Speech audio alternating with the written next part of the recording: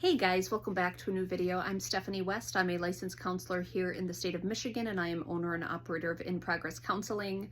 It was a few weeks back at church. I had heard a message that, of course I know it. Of course it's something that from a mental health perspective, it's been part of my vernacular, for 7 or 8 years now here.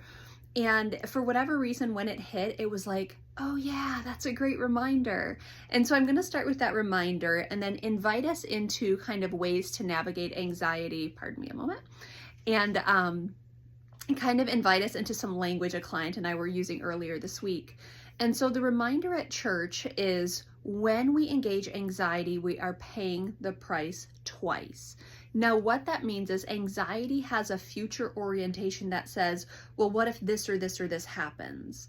And if I spend right now sitting in the chemical deluge, sitting in the discomfort, trying to problem solve, and then the event happens and I have to sit in the chemical deluge and I have to problem solve, I've done it twice. And it wasn't more effective by any means. It's just when the event happened, I had to deal with it anyway. I had to pay the price of that experience. And so to pay that today and to pay that in the future, if the catalyst for distress happens, I'm paying the price twice.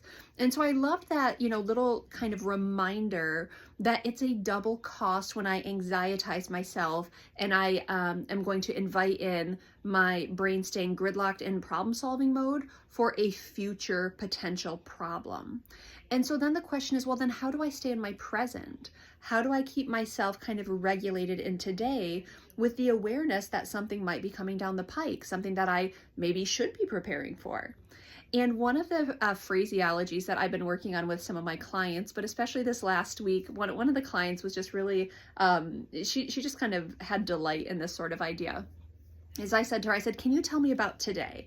And she said, oh, well, I have this and I have this and there's this going on. And then I also have to prepare for this. And I said, ooh, today seems like you've got a lot going on.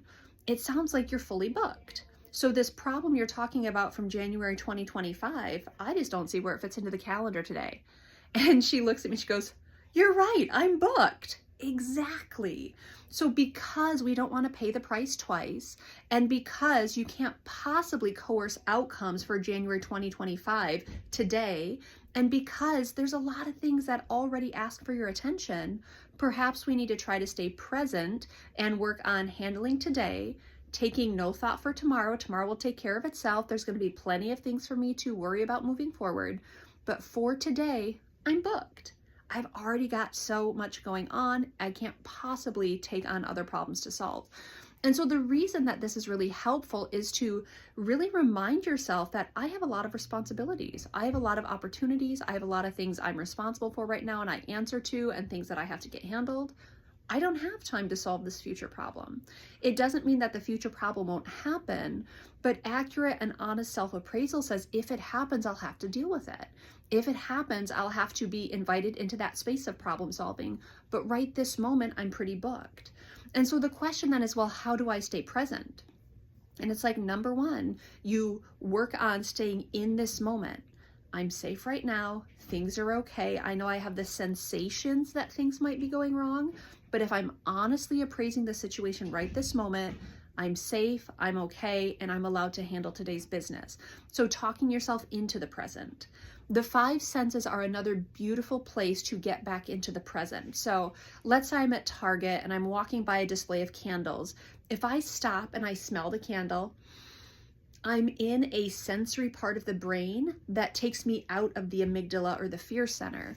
So I'm using kind of the science of the brain to pivot me into the present moment, to sit in this moment and to smell this delicious scent and to just be. That's me bringing myself back into the moment. If I'm hearing a song that I really enjoy, or if I'm doing an activity that I really enjoy, if I'm connecting with friends, if I'm making sure that whatever's in front of me, I'm all in, then I'm not gridlocked into problem solving mode. Now, there are things we do that can be kind of monotonous or mundane, and then our brain very quickly gets into problem solving mode again. And it's like, January 2025, it's coming, it's only 3 months away. And then it presents us with a problem to solve. Your job is to say, yup, and today I'm booked, and your job is to orient yourself back into the present, whether it's through senses, whether it's through connection, whether it's through regulated breathing. There's a lot of things we can be doing to say, hey, today's already booked. I'm pretty locked and loaded. I'm going to handle what I have to handle. And if something catastrophic comes down the pike, I'm going to have to handle that when the time comes, and I'm done paying that price twice.